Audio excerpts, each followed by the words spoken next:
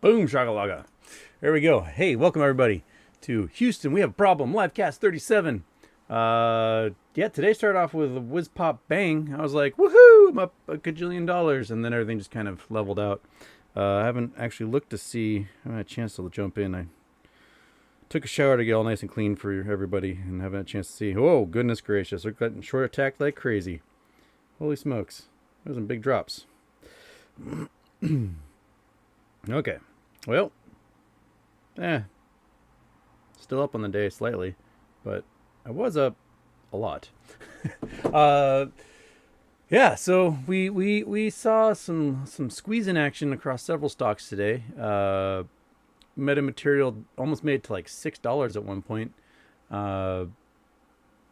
AMC was up quite a lot. GME was up quite a lot. We had a lot of gain, and then the latest news. Just saw someone mention this in the chat. Also, it's got sent a thing saying the SEC is saying they might just ban payment for order flow, which would force everything through the exchange, which would do a lot to give us actual like price action that represents the buying and selling of these things. All right, so goodness gracious, what do we got here in the chat? Let's see. Project Sun, so the London hard fork not change fees. I thought that was one of the big benefits. Guessing that could throw a wrench in the NFT divvy. Yeah, so far I haven't seen fees go down at all. I keep trying to give my Patreon subscribers their Problemo coins that I minted, and I didn't know that creating a joke coin would be so expensive. I mean, I knew it was going to cost money to mint the coin. It was like $200 to mint the coin. Okay, fine. But to take these coins that are worth nothing and to send them to people costs $18 no matter how many coins. I could send them 100 million coins, $18. I could send them one coin, $18. It's silly. Man, I wish I could just give them to people and make these joke coins finally pass around. So... yeah, I guess this isn't the entirety of 2.0 for the Ethereum network, but okay. Camille G talks about banning payment for order flow. If it happens, do you think it would remove market maker status certain hedge funds have, thus limiting dark pools? Very possibly. I mean, I think the market maker status has to be amended anyway. I do not think there should be a reason for fake shares to be generated out of nothing just to keep liquidity moving through the market. There's hundreds of millions of shares of every stock out there. That should be enough. And if people aren't willing to sell it for the price being asked, then that's the price.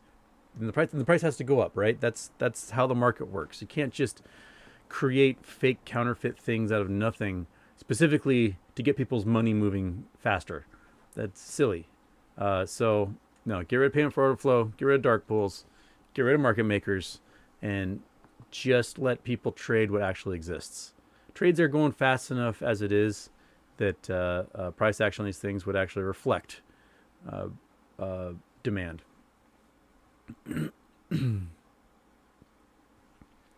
JK, how about calls on Lowe's or Home Depot due to hurricane? They should spike after. Thoughts? Well, this hurricane isn't hitting major urban areas. It's hitting like where 5 hurricanes hit last year.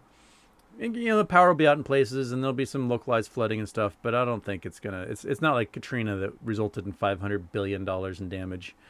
So I wouldn't bank on this causing Lowe's or Home Depot stock to go up. Personally, Jock Tamson, happy birthday, Jock Tamson. And Ham Fingers wants to know if they'll ever turn off the dark pools for GME. Hopefully. Yeah. And gas price hike again. Yeah, because when a hurricane barrels through the Gulf and hits all the offshore oil rigs off of Texas, Louisiana, gas prices always go up. Plus, we have a holiday weekend coming up, which means people driving, and they always use that as an excuse to raise prices. So I think prices are where they're going to be until we get some sort of deal to get sanctions off of Iran and Venezuela. When those two can actually let their oil out in the open market, then I think we'll see gas prices drop. But until then, you know, the OPEC's not pumping production enough, and yeah, so, or if the economy crashes really hard again, we'll see gas prices drop.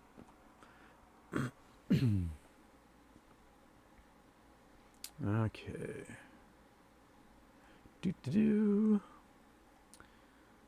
Anna Rulnick says, so much FUD recently on Facebook and Reddit that I had to turn off. You've been a pretty solid resource for months. Are you still confident in all the squeezes? Any perspective changes for you over the months? No, I think everything's, the squeezes are still coming. I think the next 2 weeks will be really interesting to see. I saw that the New York Post is now talking about the debt ceiling and how the Republicans will not vote to raise it. You know, started with The Hill was the first one reporting on a couple weeks ago. Now the New York Post. So now we got to wait for some more mainstream news outlets to start talking about it. We might not have as much cash available as Yellen led us to believe. Boss Blunt's posted a thing about it that we may only have a couple of weeks left of cash to fund the U.S. government, and then we're out. And if we're out, that means we default on interest payments. And if we default on interest payments, the value of U.S. Treasury bonds collapse. So that would crash the market globally if U.S. Treasury bonds are no longer worth what they're printed on. So if that happens, we get rich. Everyone else is like, you know, warming their hands over a barrel on fire and eating at soup kitchens. But we'll be driving by in Ferraris, sipping champagne and stuff. So that's one of the things to keep your eye out and see if, my guess is after Labor Day, we'll get more mainstream media talking about the debt ceiling. They probably won't talk about it much until after Labor Day. But I think that's when they're going to start chatting about, oh, the debt ceiling might not raise, the U.S. might default, and we may default before Congress goes back in session on the 20th at the rate that we have to spend money right now. So,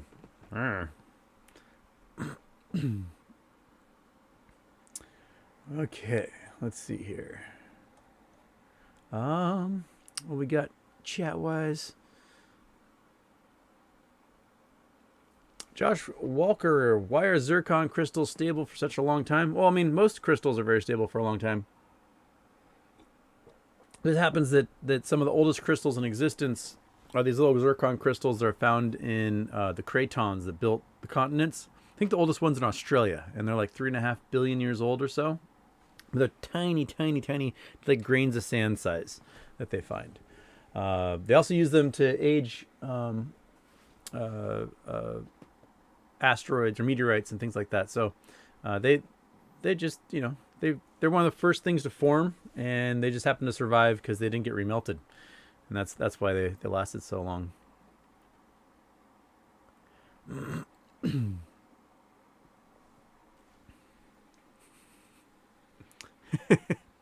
Pastor Blunt around. 1 second. Why is that not? What the heck? Oh shit.